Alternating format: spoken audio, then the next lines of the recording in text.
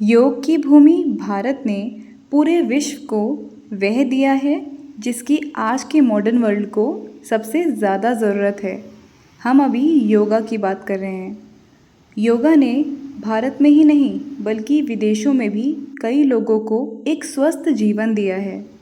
Science में एक theory है माइंड बॉडी रिलेशनशिप।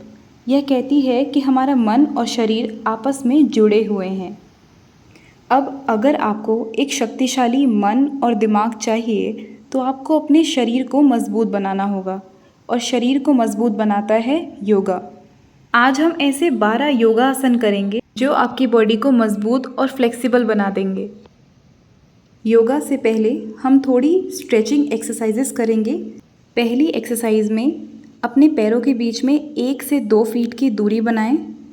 अब नीचे की तरफ झुकें और हाथों से ज़मीन को टच करें।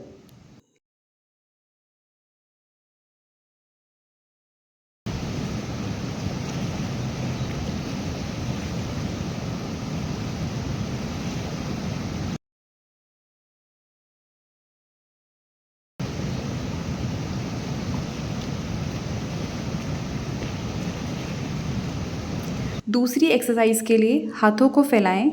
अब अपने बाएं हाथ से अपने बाएं पैर को टच करें। अब अपने दाएं हाथ से दाएं पैर को टच करें।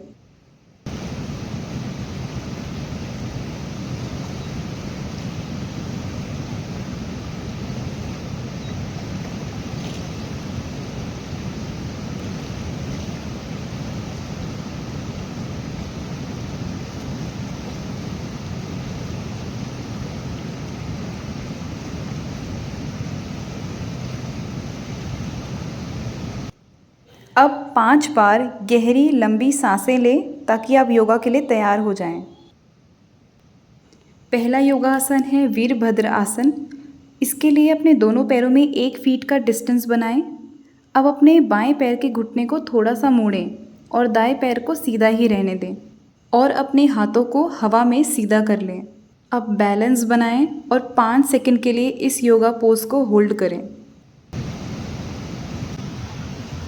अब अपने हाथों को सीधा ऊपर की तरफ ले जाएं और हाथ जोड़ें। ये हमारा दूसरा योगा आसन है वीरभद्र 2।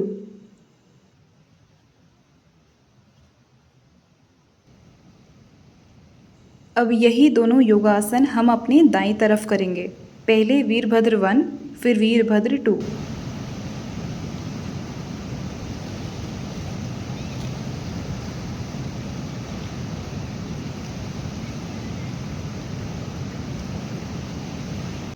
हमारा तीसरा योगा आसन है उत्थित पार्श्व कोणासन। उसके लिए आप वीरभद्र वाले पोज में आ जाएं। अब अपने बाएं घुटने को जितना आप मोड़ सकते हैं उतना मोड़ें, हाथों को सीधा करें।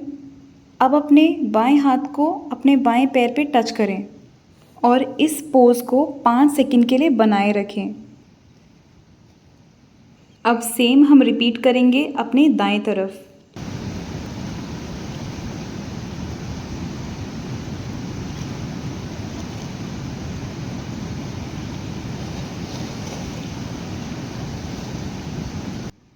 चौथा योगा आसन है बद्ध पार्श्व कोणासन।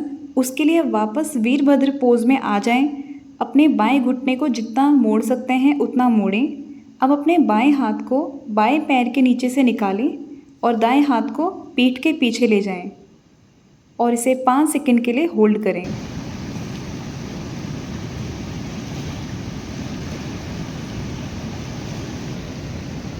अब हम सेम रिपीट करेंगे अपनी दाईं तरफ। ये सभी योगासन बेसिक कहे जाते हैं। ये सभी बहुत आसान हैं और आप जिस भी उम्र में हैं इन सबको प्रैक्टिस कर सकते हैं।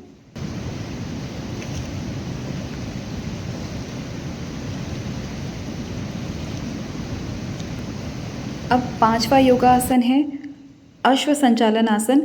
उसके लिए आप अब अपने बाएं घुटने को मोड़कर हाथों को ज़मीन पर टच कराएं और दाएं पैर के घुटने पर बैठ जाएं। अब हाथों को हवा में सीधा कर लें और इस पोज को 5 सेकंड के लिए बनाए रखें। अब अपने हाथों को सीधा ऊपर ले जाएं और हाथों को जोड़ें। ये हमारा छठा योगासन है, उत्थित अश्व संचालन आसन।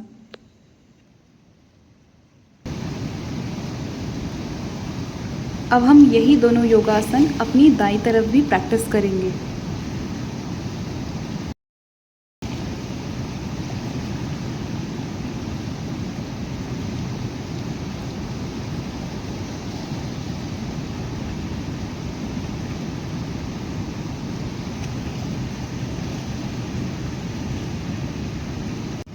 अब हम सातवां योगासन करेंगे, वो है कुंभक आसन। उसके लिए आप अपने घुटनों पर बैठ जाएं। अब ज़मीन पर अपने हाथों और पंजों के सहारे इस आसन में आ जाएं। इस योगा आसन को पुशअप पोज भी कहते हैं।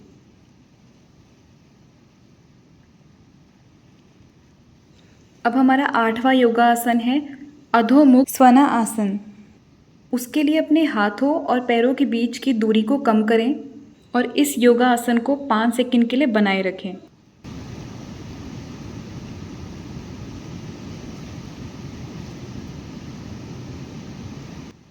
हमारा 9वां योगा आसन है भुजंगासन। उसके लिए आप वापस पुशअप पोज में आ जाएं। अब अपनी कमर को ज़मीन पर रखें और हाथों के सहारे गर्दन को पीछे की तरफ मोड़ें और इस योगा पोज को 5 सेकंड के लिए होल्ड करें। अब हमारा 10वां योगा आसन है ऊर्ध्व मुख शवासन। उसके लिए आप इसी योगा आसन में अपनी कमर को थोड़ा सा उठाएं और इस योगा पोज को 5 सेकंड के लिए बनाए रखें।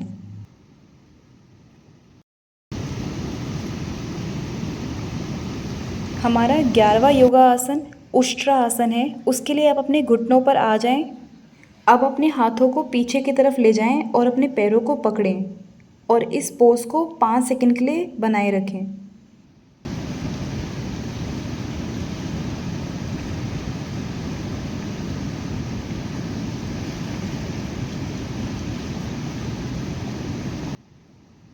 अब अपने पैरों को सीधा करके बैठ जाएं और हाथों से अपने पैरों के अंगूठे पकड़ें और इसे 5 सेकंड के लिए बनाए रखें।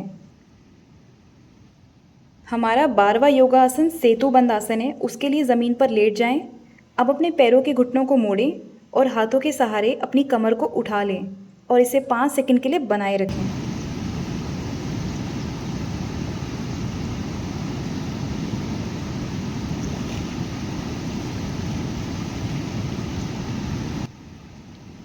आप योगा के बीच में जितना चाहे उतना ब्रेक ले सकते हैं।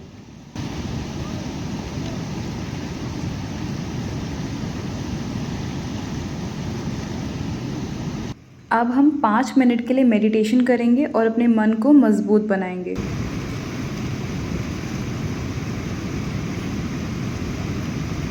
Thank you so much for watching. Daily yoga सीखने के लिए फॉलो द चैनल।